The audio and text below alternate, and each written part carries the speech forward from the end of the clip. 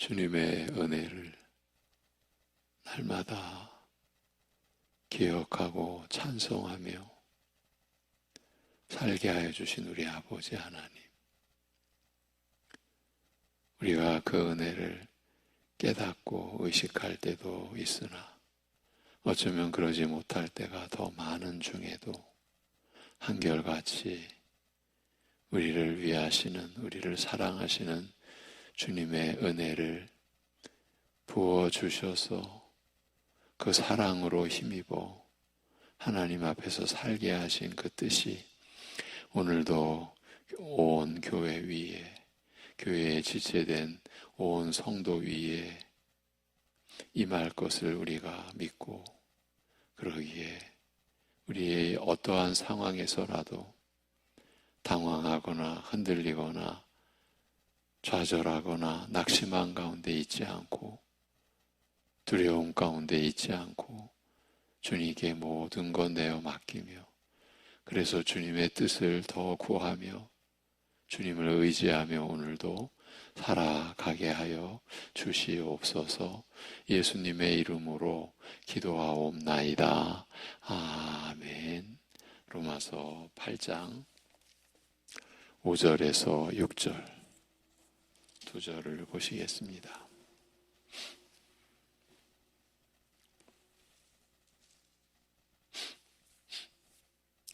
로마서 8장 5절에서 6절입니다.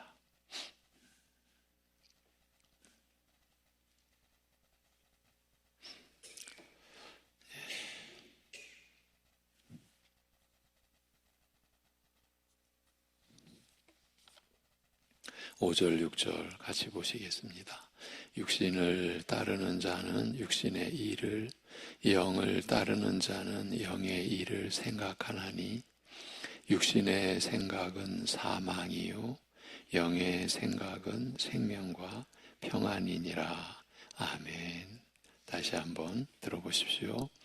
육을 따르는 자는 육의 일들을 생각하며 성령을 따르는 자는 성령의 일들을 생각하느니라.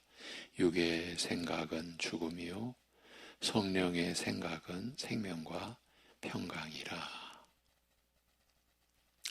로마서는 복음의 은혜에 대하여 가르치면서 끊임없이 과거 이스라엘의 역사와 관련지어 설명하려 한다고 이미 여러 번 말씀드렸습니다만, 로마서 3장에서 그리스도의 구속으로 말미암아 죄인으로 하여금 믿음으로 값없이 의롭다 여김받게 하시는 칭의의 은혜에 대하여 알린 다음, 로마서 4장에서 이 칭의의 은혜가, 값없이 의롭다 여김받게 하시는 은혜가 어떻게 이스라엘 역사를 대표하는 두 인물 아브라함과 다윗의 생애에서 이미 발견되는지, 이 은혜의 깊은 역사적 뿌리에 대하여 특히 아브라함을 예로 들어 하나님으로부터 의롭다 여김을 받게 한 그의 믿음이 어떤 것인지에 대하여 자세히 설명하고 있습니다. 믿음으로 의롭다 여김받는 이 은혜롭고 복된 일에 대하여 알린 다음, 로마서 5장에서는 이 칭의의 은혜를 기반으로 하나님과 화목하게 된 것과 장차 나타날 하나님의 영광을 바라는 소망, 그리고 그날까지 이 땅에서 살아가면서 겪게 될 환난과 이를 통하여 배우게 될 인내와 연단에 대하여 알리고 있습니다. 그러나 이런 일들을 겪는 중에도 우리 마음에는 성령으로 말미암아 쏟아 부은 바 된 하나님의 사랑이 있어, 요점은 우리의 마음에 성령님으로 말미암아 쏟아 부은 바 된 하나님의 사랑이 있어 반드시 하나님의 진노에서 벗어나 영생의 구원에 이르게 될 것을 확신한다고 말합니다. 로마서 5장은 여기에서 갑자기 시선을 인류의 조상 아담에게 돌리면서 그의 범죄로 말미암아 온 인류가 선과 생명, 그리고 하나님의 형상으로서 지니는 고귀한 지위 등 귀중한 것들을 다 잃어버리고 죄와 죽음에 얽매이게 된 불행을 바라보게 합니다. 아담으로 말미암아 죄와 죽음이 세상에 들어오게 되었다고 말합니다만, 이것은 단순히 아담을 통하여 사람이 죄와 그 결과인 죽음을 최초로 겪게 된 역사적 경험을 말하고자 하는 것이 아니라, 이 죄의 결과와 영향이 범죄 당사자인 아담을 넘어 그의 모든 후손 곧 인류 전체에 미쳐 모든 사람으로 죄와 죽음에 처하게 한 불행에 대하여 알리는 의미심장한 말입니다. 무엇보다 이 불행은 아담처럼 스스로 하나님의 계명을 범함으로써 죄를 짓지 않는다 하여도 인간으로 태어나는 것만으로, 그것만으로 죄인이 되며 죄 아래에 얽매이어 살다가 죽게 되는 불행이라고 알립니다. 자범죄와는 상관없이 사람으로 태어나는 것과 더불어 조상 아담의 범죄로 말미암아 죄인이 되는 것이니, 다른 사람의 죄 때문에 내가 죄인이 되는 것이요, 어떤 의미에서 죄 없이 죄인이 되는 경우인지라 이 죄는 조상 아담으로부터 물려받은 특수한 죄라 하여 원죄라고 부릅니다. 아담 한 사람으로 말미암아 죄와 죽음이 세상에 들어왔다고 하였습니다만, 그 내막을 들여다보면 이처럼 모든 인류를 죄와 죽음 아래에 가두는, 그리하여 모든 사람으로 하여금 죄인으로 잉태되고 태어나 죄인으로 생을 시작하며 평생 죄의 노예가 되어 죄를 지으면서 살다가 죽는 심각한 불행을 가리키는 것입니다. 로마서는 이 내용을 기록해 함으로써 이에 대한 아무런 지식이 없는, 그 누구도 알지 못하는 모든 사람들, 전 인류의 이 심각한 불행을 일깨워 주는 것입니다. 이와 같이 한 사람 아담의 범죄로 말미암아 온 인류가 죄와 죽음의 불행에 빠지게 되었습니다만, 즉 모든 사람이 스스로 범한 죄와 상관없이 다른 사람의 죄로 말미암아 죄와 죽음의 불행에 빠지게 되었습니다만, 기이하게도 너무나 놀랍게도 이와 똑같은 원리에 따라서, 그러니까 대표성의 원리에 따라서 정반대의 결과가 그리스도로 말미암아 나타난 것에 대해서도 말하고 있습니다. 이 내용이 얼마나 중요한지, 그래서 아담은 오실 자의 표상이라, 오실 자의 예표라. 그러니까 한 사람 아담으로 말미암아 모든 사람이 죄와 죽음의 불행에 빠지게 된 사실을 거부한다면, 똑같은 원리에 따라서 정반대의 결과가 그리스도로 말미암아 나타나는 것에 대해서도 거부하는 결과에 이른다라는 그 내용을 우리가 앞에서 나눴죠. 왜 이런 내용을 나눠야 했습니까? 교회 안에서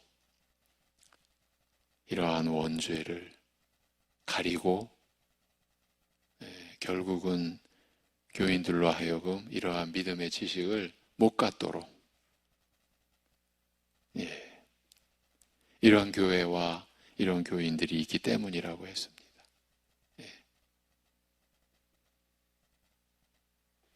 하나님의 말씀을 거부한 거죠. 우리의 죄된 상태가 얼마나 심각한 불행이요 비참함인지 그것 또한 거부한 거죠. 그래서 나타난 결과가 어떻게 거짓된 신앙으로 나타나겠습니까? 은혜로 구원받았다라고 하는 말에 뭘 섞어버린 것입니다.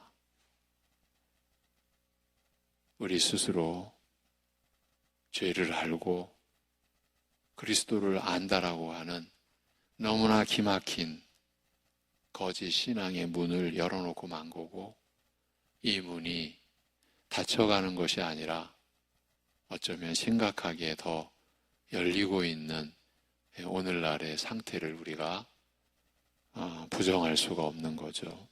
다시 말씀드립니다만, 한 사람 아담의 범죄로 모든 사람이 죄와 죽음의 불에게 빠지게 되었습니다만, 기이하게도 이와 똑같은 원리에 따라서 정반대의 결과가 그리스도로 말미암아 나타난 것에 대해서도 로마서는, 하나님의 말씀은 우리에게 알려주고 있습니다. 한 사람의 의로 말미암아, 즉 그리스도의 구속으로 말미암아 수많은 사람들이 믿음으로 의롭다 하심을 얻고 영생에 이르게 된 것 역시 자신의 의로움이 아닌 다른 사람의 의로움으로 말미암은 것이기 때문입니다. 다른 사람의 죄로 말미암아 죄와 죽음의 불행에 빠지게 된 그와 똑같은 원리에 따라서 자신의 의로움이 아닌 다른 사람의 의로움으로 말미암은 것이기 때문이라는 겁니다.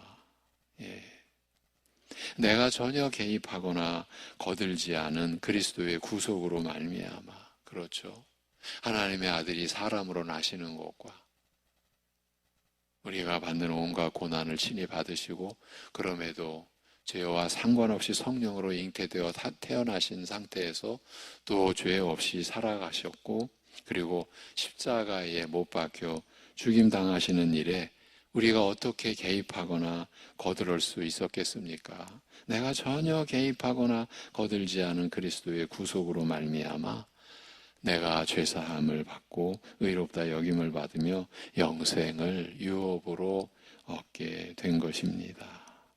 말하자면 인류 역사는 조상 아담의 범죄로 말미암아 죄와 죽음의 역사로 오랫동안 이어져 왔으나 이것이 인류의 역사였습니다. 그러나 그리스도에게 와서 그의 죽으심과 부활로 말미암아 의와 생명의 역사로 바뀌고 마감하게 된 것입니다. 인류 역사의 전체적인 흐름과 성격이 실질적으로 조상 아담과 그리스도 두 인물에 의하여 결정되었으며, 특히 죄와 죽음의 역사가 의와 생명의 역사로 바뀌는 역사적 대전환이 그리스도의 구속에 의해 이루어진 사실을 알리면서 로마서 5장은 마지막 말미에 이런 말을 덧붙이고 있습니다. 율법이 끼어들었으나, 그러니까 조상 아담과 그리스도 이 두 인물 사이에 율법이 끼어들었으나 범죄가 더하였을 뿐이라. 그러나 죄가 더한 곳에 은혜는 더욱 넘쳤나니 이는 죄가 죽음으로 왕노릇한 것 같이 은혜가 의를 통하여 왕노릇하여 우리 주 예수 그리스도를 통하여 영생에 이르게 하려 함이라고 합니다. 로마서 5장 20절 21절입니다. 아담으로 말미암아 죄와 죽음의 역사가 시작된 후 그리스도로 말미암아 의와 생명의 역사로 대전환이 이루어지기 전에 둘 사이에 율법이 끼어든 것을 두고 한 말입니다. 하나님께서 죄로 타락하여 소망이 없는 인류 가운데서 아브라함을 불러 복음의 약속을 주시고 그의 후손으로 하여금 이 약속을 대대로 유업으로 물려받아 이어가게 하셨습니다. 특히 그 후손 이스라엘을 애굽의 종살이에서 구하여 내시고 언약을 맺어 자기 백성으로 삼으시되 하늘에서 음성으로 직접 율법을 선포하여 들리시며 모세를 산으로 불러 돌판에 계명을 새겨 언약 백성의 도리를 알리시고 지키라 명하셨으나 이스라엘은 이를 지키리라고 서약하고서도 결국 지키지 못하고 심판받아 열국 중에 흩어져 버렸습니다. 아담 하나님으로부터 거룩한 율법을 받고서 이를 지키리라고 서약하기까지 하였으면서도 결국 지키지 못한 이스라엘의 이런 실패는 그들이 우리보다 성실치 못하거나 열심히 덜하거나 노력과 힘을 쏟지 않았기 때문이 아닙니다. 실은 그들의 어떤 열심과 의지와 노력으로도 넘을 수 없는 한계, 흔히 목이 곧고 완악한 성품이라고 하는 부패한 육적 성품 때문이었습니다. 율법이 끼어들었으나 범죄가 더하였을 뿐이라고 한 말씀은 바로 이런 사실을 지적한 말입니다. 아무리 결심하고 힘써도 죄만 더하였을 뿐 순종하지 못하였다는 뜻입니다. 로마서 2장 21절 이하에 보면 다른 사람을 가르치는 내가 내 자신은 가르치지 않느냐? 도적질하지 말라 선포하는 내가 도적질하느냐? 간음하지 말라 말하는 내가 간음하느냐? 우상을 가증히 여기는 내가 신전을 터느냐? 율법을 자랑하는 내가 율법을 범함으로써 하나님을 욕되게 하느냐라고 한 로마서 2장의 말씀 역시 바로 자신의 생각이나 의도, 심지어 간절하게 원하는 마음도 어쩌지 못하고 죄에 의해 끌려가는 이해하기 어려운 일에 대하여 알리고 있습니다. 아담으로 말미암은 죄와 죽음의 불행이 그리스도로 말미암아 의와 생명으로 바뀌는 이 복된 결말에 대하여 밝힌 다음 굳이 이스라엘의 실패의 역사를 말미에 언급한 이유는 죄와 죽음이 의와 생명으로 바뀌는 이 역사적 대전환에 있어서 이스라엘의 역사가 비록 실패의 역사이기는 하여도 중요한 의미를 지니고 있고 중요한 역할을 감당하고 있기 때문입니다. 하나님께서 아담의 범죄로 말미암은 불행한 역사를 그리스도의 은혜의 역사로 바로 해결하지 않으시고 중간에 이스라엘 역사를 끼어들게 하신 데에는 그럴 만한 이유와 중요한 뜻이 있는 것입니다. 왜냐하면 사람이 하나님의 거룩한 율법 앞에서 이처럼 연약하여 무능하다라는 사실을 이스라엘 역사를 통하여 선명하고 확실하게 보여주고자 하셨기 때문입니다. 이를 달리 말하면 아담으로부터 물려받은 원죄의 가장 깊은 실상을 나면서부터 지니게 되는 우리의 부패한 육적 성품이 이렇다는 것을, 이렇게 무섭다는 사실을, 이렇게 우리의 부패한 육적 성품이 무섭다는 사실을 이스라엘 역사만큼 분명하게 드러내는 것이 없기 때문입니다. 이를 달리 말하면 그리스도의 구속으로 말미암아 값없이 우리가 의롭다 여김을 받는 이 은혜를 우리가 입는 과정에 있어서 우리의 부패한 육적 성품이 이렇게 무섭다는 사실이 분명하게 드러나는 것이 필요했기 때문이다. 이렇게도 우리가 이해할 수 있는 대목인 것이죠. 우리가 그리스도의 은혜를 고백한다는 것은 자신의 죄의 실체를, 실상을 고백하는 것과 다를 바가 없는 겁니다. 여러분, 죄 없이 은혜 없습니다. 죄를 대충 한다? 은혜도 대충 하는 것이죠. 그런데 기가 막히게도 지금 우리가 이스라엘의 역사를, 그 역사, 실패한 역사가 지니는 의의와 중대한 그 의미에 대해서 우리가 지금 다루면서 이러한 내용을 우리가 나누고 있는데 교회 안에서조차도 이런 내용이 받아들여지지 않고 있는 우리의 현실을 우리가 부정할 수 없다라는 것이 두렵기도 하고 또한 그러기에 우리가 더 성령님 안에서 정신을 차려야 한다라는 것을 짚어드리고자 하는 것입니다. 소위 알미니안주의라고 하죠. 원죄도 부정하고 결국은 하나님의 예정과 선택의 은혜도 부정하고, 우리가 믿었다, 간단하게 말하면. 그래서 구원도 자기 하기 나름이다. 이 성경의 그 기록의 그 역사, 성경에 기록된 하나님의 말씀을 완전히 뒤집어 엎어버리는 거죠. 그런데도 이 시대의 교회 안에서 엄청난 위력을 행사하고 있다면 여러분 믿어지십니까? 그런데 그것이 현실인 걸 어쩝니까? 부정할 수가 없는 우리의 현실입니다. 구원은 자기 하기 나름이라는 겁니다. 그러니 겸손의 바탕이 우리가 지금 신자의 거룩한 삶을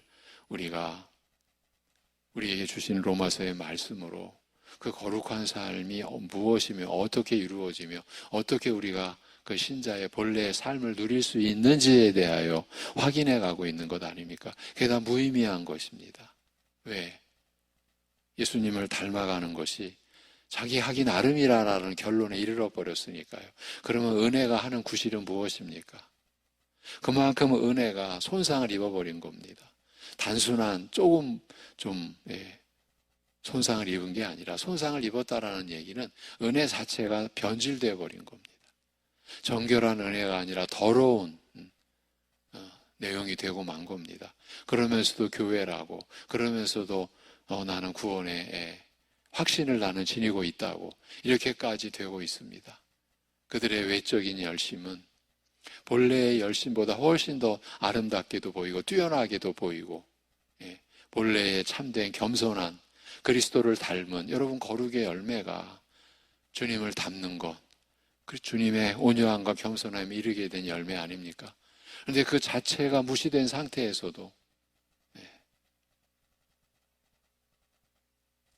자신들은 더 뜨거운 신앙, 열정을 담고 있는 신앙이라고 그렇게 자랑하면서 주님의 온유함과 겸손함을 닮아가는,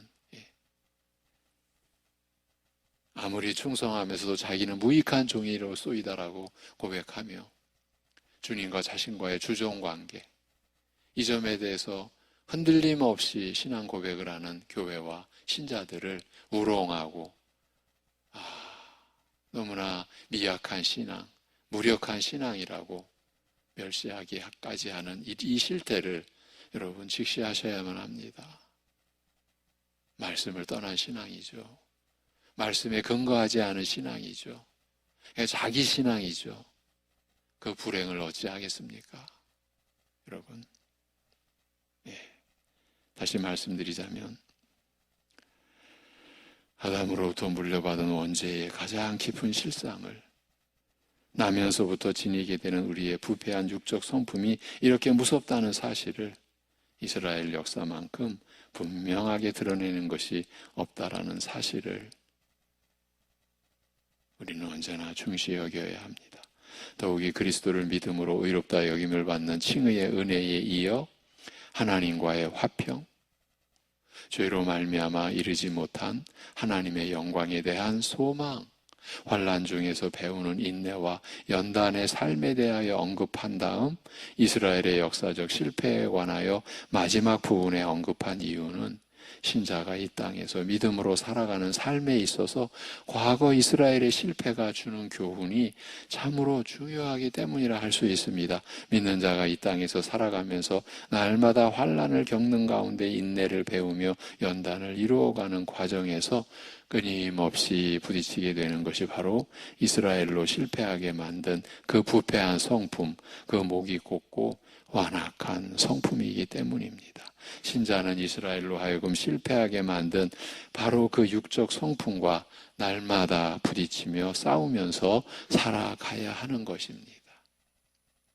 그러나 로마서는 죄가 더한 곳에 은혜는 더욱 넘쳤나니 이는 죄가 죽음으로 왕노릇한 것 같이 은혜가 의를 통하여 왕노릇하여 우리 주 예수 그리스도를 통하여 영생에 이르게 하려 함이라고 덧붙임으로써 이처럼 죄가 더한 곳에, 즉 부패한 육적 성품이 언약 백성 이스라엘조차 실패하게 만든 바로 그 곳에 그리스도로 말미암아 은혜가 더욱 넘쳤다고 말합니다.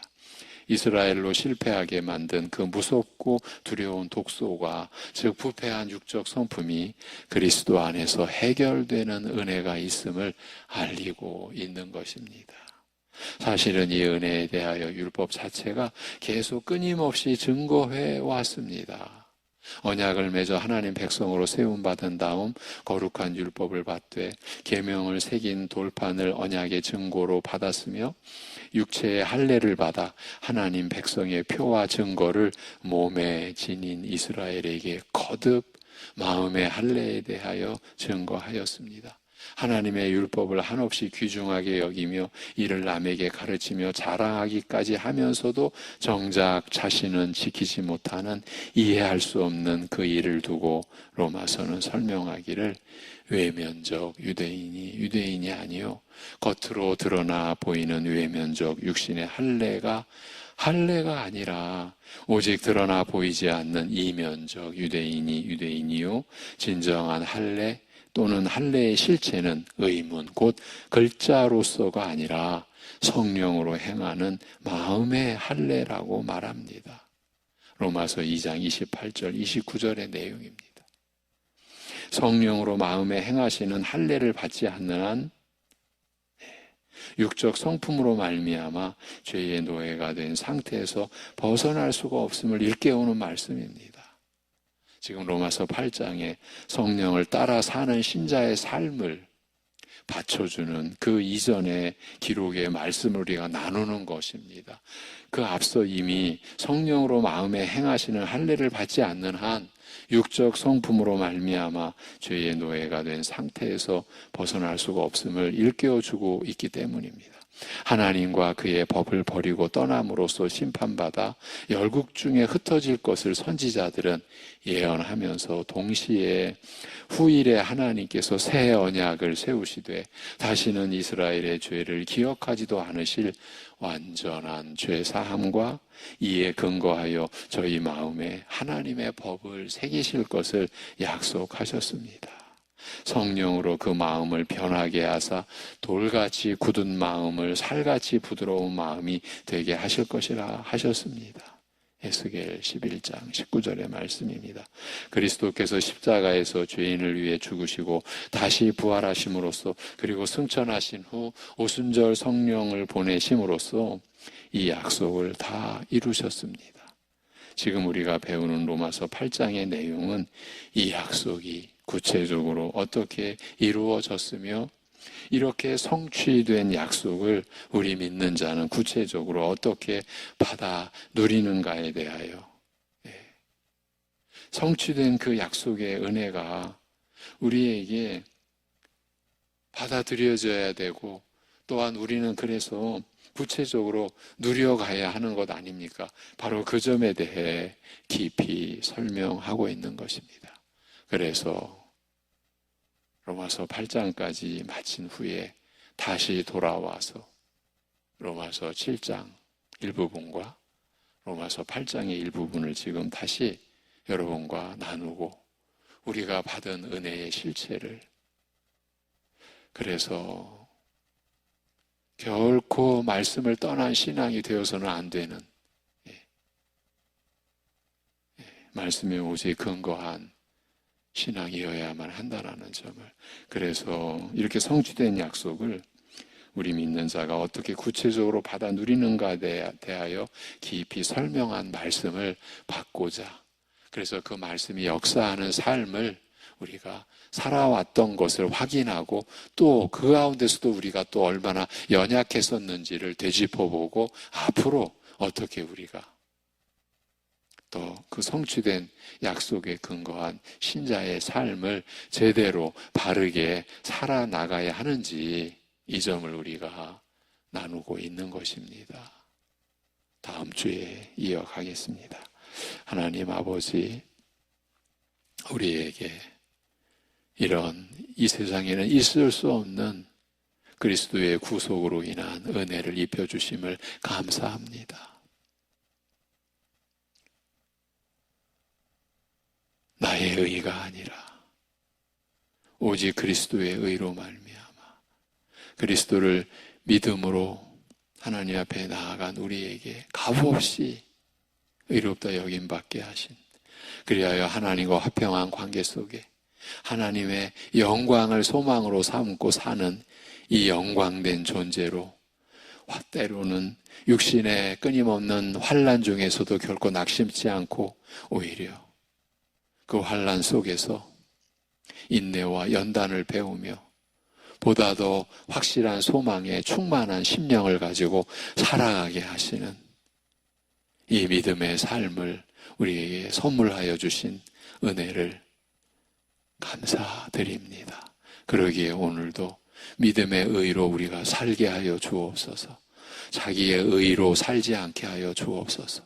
자기에 집착하며 자기를 신뢰하는 그러한 모습이 우리의 행실로나 마음으로 일어나지 않도록 우리를 경계시켜 주시옵시고, 성령을 따라 오늘도 살아가는, 말씀으로 역사하시는 성령님의 은혜를 힘입고자, 그래서 하나님의 뜻을 구하고 우리 안에서 우리 같은 연약한 자를 통해서 어떻게 하나님의 나라가 역사하며 임하는지를 우리가 누리며 살아가는 또 한 날이 되게 하여 주시옵소서. 아버지 하나님, 주님의 몸된 교회, 이 교회가 오직 그 말씀의 역사로 세워져 가고 그 말씀의 역사를 온 지체된 성도들이 누리며 살아가게 하는 은혜를 내려 주시옵소서. 역경과 고난과 아픔과 슬픔과 고통 속에서도 이러한 주님의 은혜가 하나님의 영광을 소망으로 바라보는, 그래서 역경을 믿음으로 이기는 하루를 살게 하여 주옵소서. 우리 주 예수 그리스도의 이름으로 기도하옵나이다. 아멘.